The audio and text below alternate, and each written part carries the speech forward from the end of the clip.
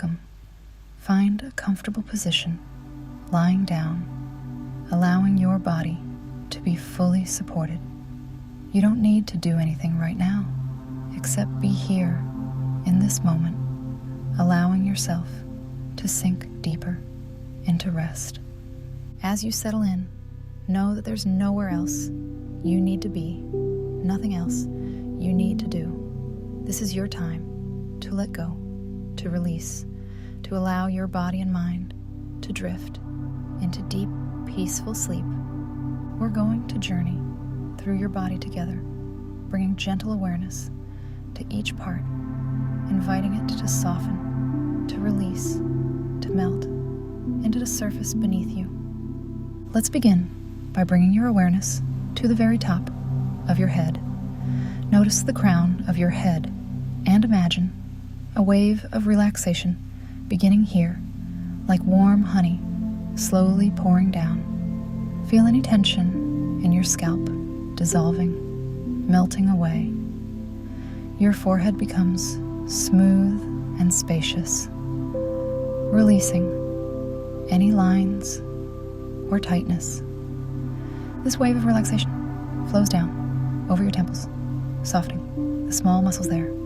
Your eyebrows relax, no longer holding any expression. Your eyelids grow heavy, so heavy, resting gently closed. The tiny muscles around your eyes release completely, sinking back into your skull. Feel this softness spreading across your cheeks, your nose, your jaw. Your jaw unclenches, your teeth part slightly and your tongue rests softly in your mouth. There's no need to hold anything here. Let your whole face become like water, smooth and still. Now, bring your awareness to your neck, this place that holds so much, carrying the weight of your head all day long. Allow your neck muscles to soften now, front and back, side to side. Feel your throat relax, your breath flowing easily and naturally. Your head sinks deeper into your pillow, fully supported. Let this wave of deep relaxation flow down into your shoulders which carry so much tension, so much responsibility. Feel them dropping away from your ears, melting down toward the surface beneath you. Release any tightness, any holding. Your shoulders become soft and heavy, like warm sand settling. This deep relaxation spreads down your upper arms. Feel your muscles letting go, the bones heavy and supported. Your elbows soften, releasing any subtle tension. The relaxation flows down your forearms like a gentle stream, washing away any tightness. Your wrists relax completely, becoming loose and soft. This peaceful feeling flows into your hands, your palms opening and releasing. Each finger relaxes from your thumbs to your pinkies, every tiny joint softening. Your hands rest peacefully, completely at ease. Bring your awareness now to your chest. Feel your ribcage expanding and contracting with each natural breath. There's no need to control your breathing, just allow it to flow at its own perfect rhythm. Your chest softens with each exhale, releasing any tightness, any holding. Your heart beats steadily, calmly, peacefully. This wave of relaxation spreads across your upper back between your shoulder blades. Feel the muscles here releasing layers of tension, softening, melting into the surface, supporting you. Your spine lengthens and settles, each vertebra releasing. Now, bring your awareness to your abdomen. Feel your belly rising and falling gently with each breath. Allow your stomach to be soft, completely relaxed. There's no need to hold it in or control it. Let it be soft and natural, rising and falling like gentle waves.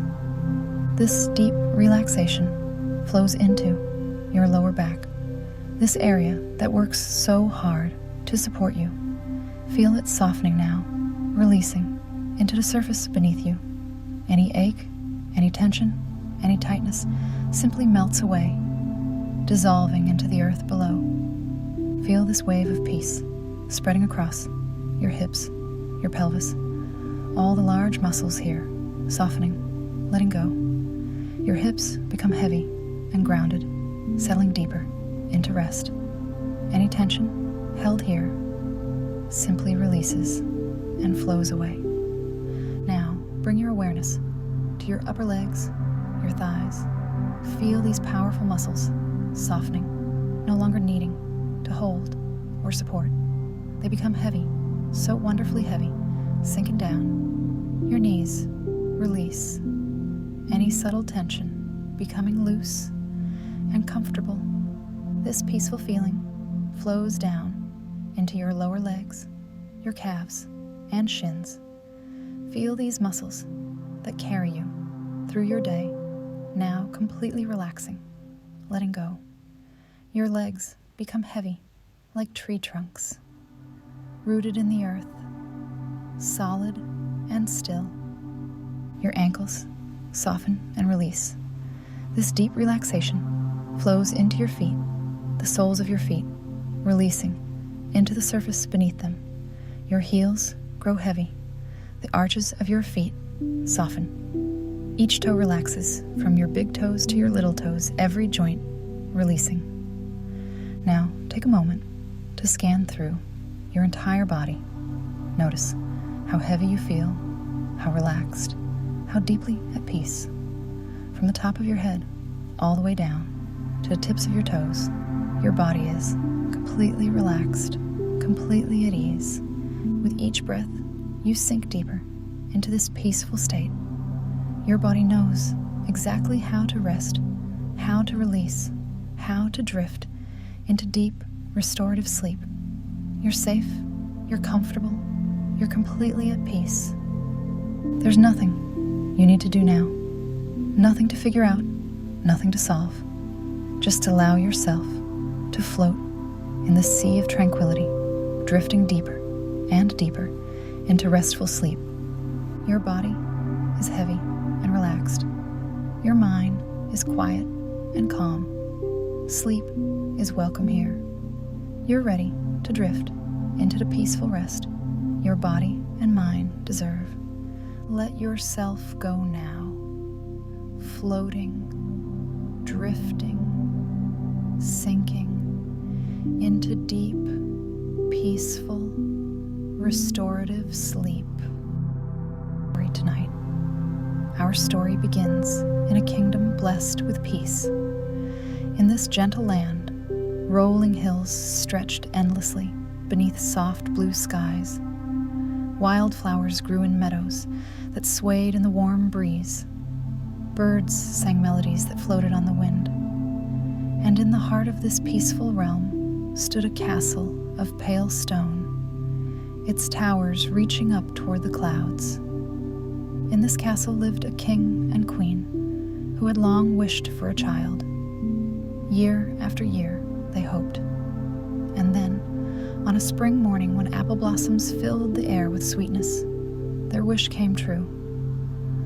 A daughter was born to them, a princess with skin like rose petals and hair like golden silk. The kingdom celebrated with quiet joy. Church bells rang out across the valleys, their sound carrying over fields and forests. The people gathered in village squares, sharing bread and honey, speaking in soft voices of the blessing that had come to their land. The king and queen decided to hold a christening for their daughter.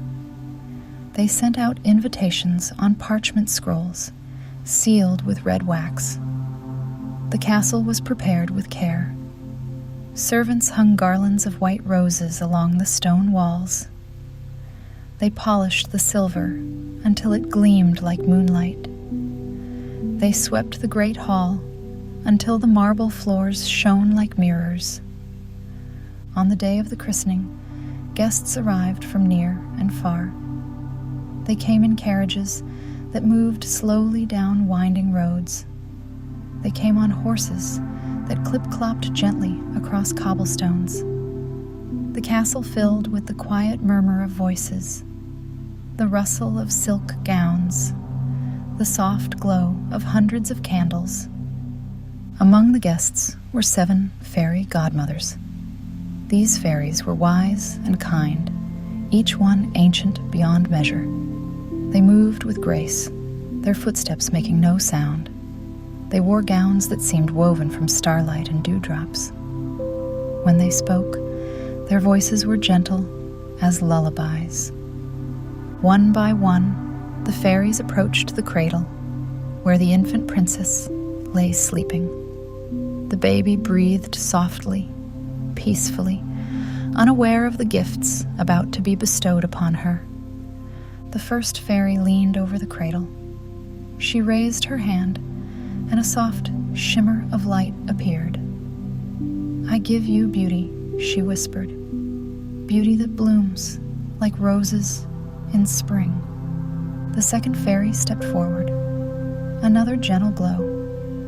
"I give you grace," she said softly, grace in every movement, like a swan gliding across still water. The third fairy came close. "I give you kindness," she murmured, "a heart that feels compassion for all living things."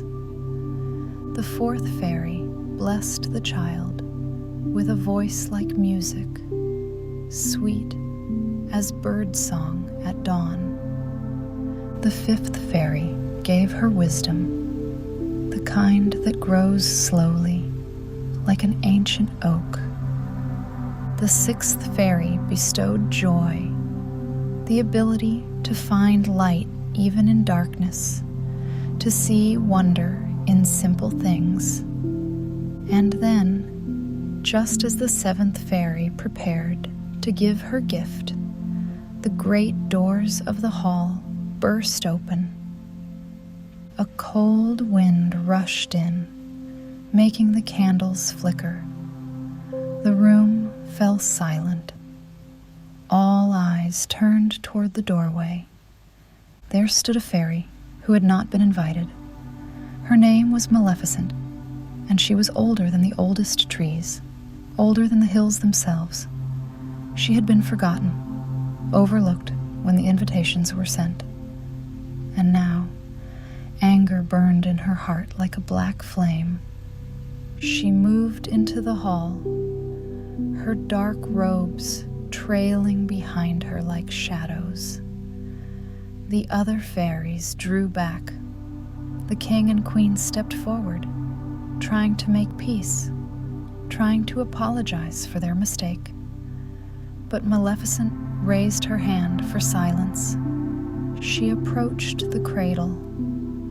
The baby slept on, unaware.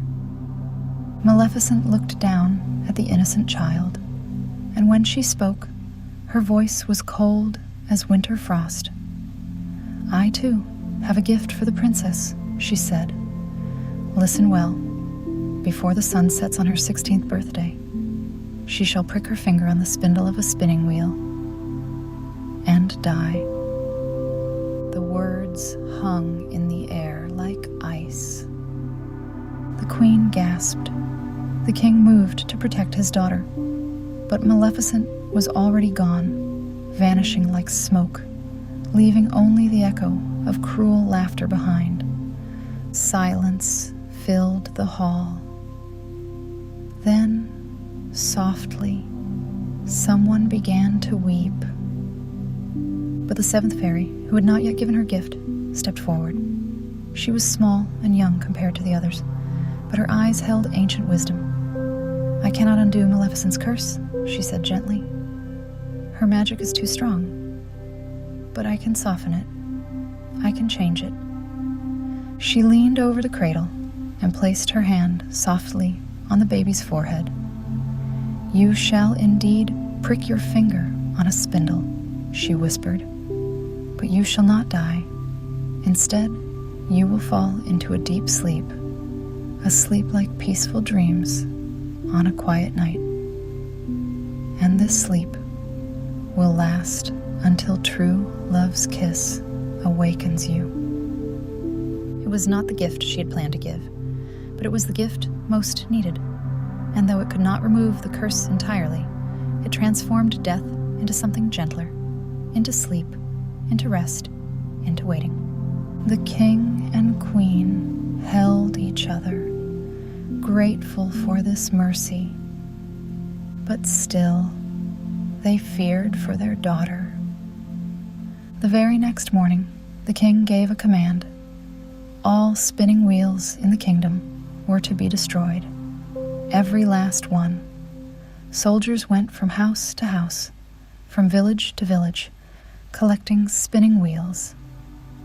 They gathered them in great piles in the castle courtyard, and there they burned them all, until nothing remained but ashes carried away on the wind.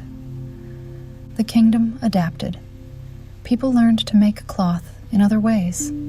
They found new methods, new tools.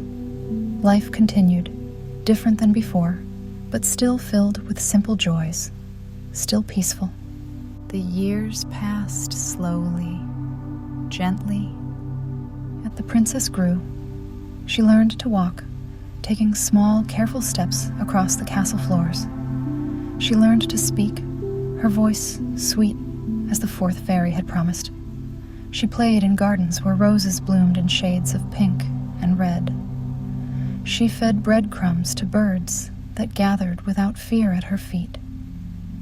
She was kind to everyone she met, servants and nobles alike. The king and queen watched over her always, never letting her wander far. They kept her safe within the castle walls. They surrounded her with love and care, but they could not stop time. Summer followed spring, and autumn followed summer, and winter came and went, leaving behind memories of snow and frost. The seasons turned like a great wheel, slow and steady, unstoppable. The princess's 16th birthday drew near. On the eve of that day, the castle bustled with quiet preparations. Tomorrow there would be a celebration, a feast, music, dancing. The princess would wear a gown of silver silk. There would be flowers and candles and joy. But tonight, the castle was calm. The princess found herself restless. She had spent the day in her chambers, trying on dresses, speaking with her ladies in waiting. But as evening fell, she felt drawn to explore. There were parts of the castle she had never seen. Old wings, forgotten corridors, rooms no one had entered in years. She slipped away from her attendants and began to wander. Down a hallway she went, her footsteps soft on ancient stone. Past tapestries that hung on walls, their colors faded with age. Past doors that were locked and bolted. The castle was so vast, so full of secrets. She climbed a spiral staircase, round and round, up and up, until she reached a floor she had never visited before. Here, the air smelled of dust and time. Cobwebs hung in corners like lace. Everything was still. At the end of a long corridor, she saw a door slightly ajar. Light flickered from within. The warm glow of a candle, perhaps, or a small fire. Curious, the princess approached. She pushed the door open. Inside was a small, round room at the top of a tower. A single window looked out over the kingdom, showing forests and fields bathed in the soft light of dusk. And in the center of the room, an old woman sat at a strange device, working with thread and wood. It was a spinning wheel, the last spinning wheel in all the kingdom, hidden away, forgotten. The old woman looked up and smiled, but it was not a kind smile.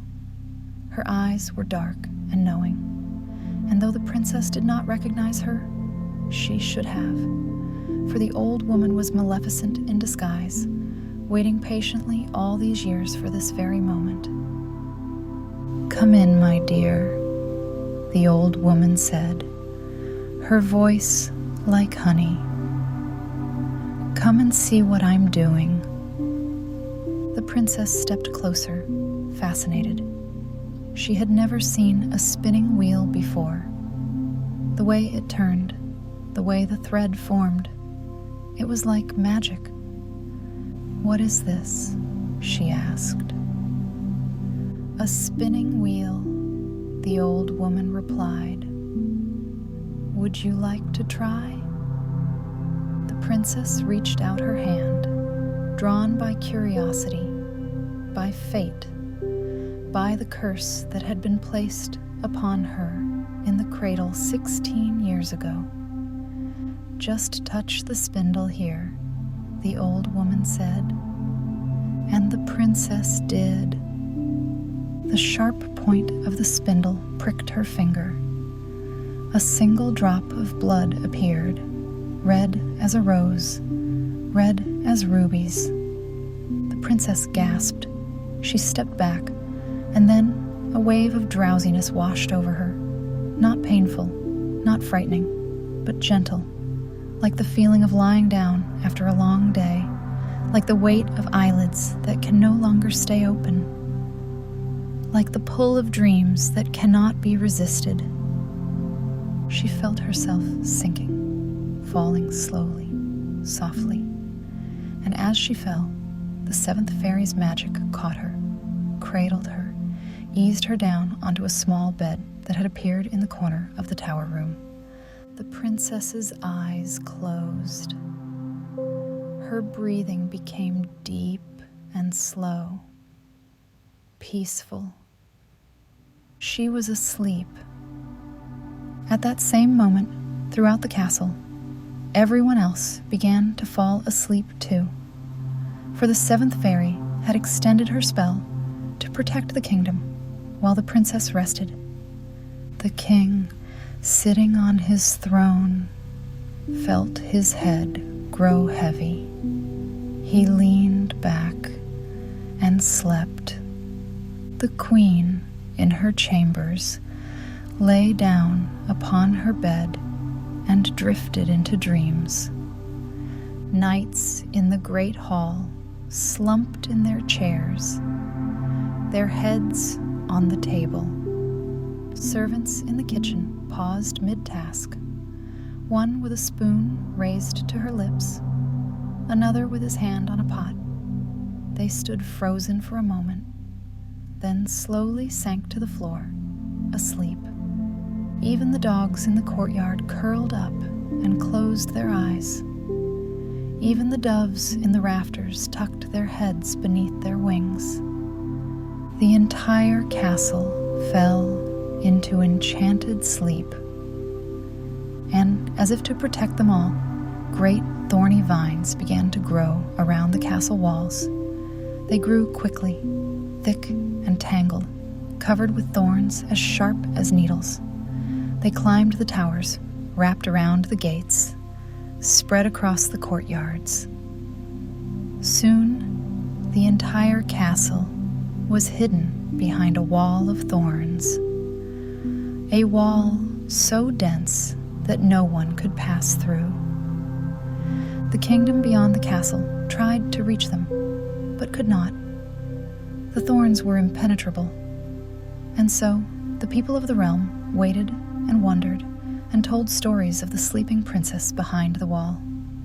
Years passed. Many, many years. The castle slept on. The princess slept on, unchanging, unaging. Time moved differently within the spell. 100 years passed like a single night. Forests grew thicker. Villages changed. New generations were born, grew old, and passed away. The story of the sleeping princess became a legend, a fairy tale that parents told their children at bedtime. But the castle remained, hidden behind its wall of thorns, waiting, until one day a prince came riding through the forest. He was young and brave and kind-hearted. He had heard the legend of the sleeping princess, and something drew him to seek her out. Perhaps it was curiosity. Perhaps it was fate. Perhaps it was love calling to love across the years. He rode his horse through the ancient woods until he came to the wall of thorns. And there, he stopped and stared.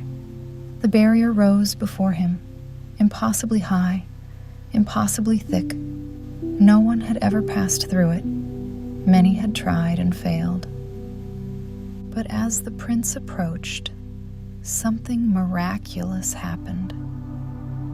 It was the day, the exact day, when the 100 years were complete. The curse had run its course. The time had come for the spell to break. The thorns began to move.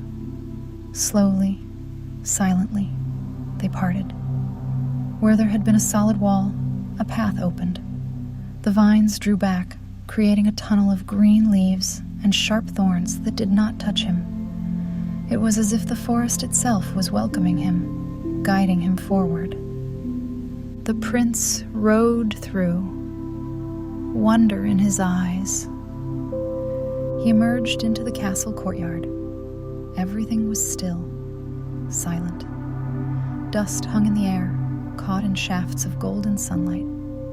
He dismounted and walked forward, his footsteps echoing on the cobblestones. He entered the great hall. There, he saw knights slumped over tables, servants frozen mid-task, all of them sleeping soundly.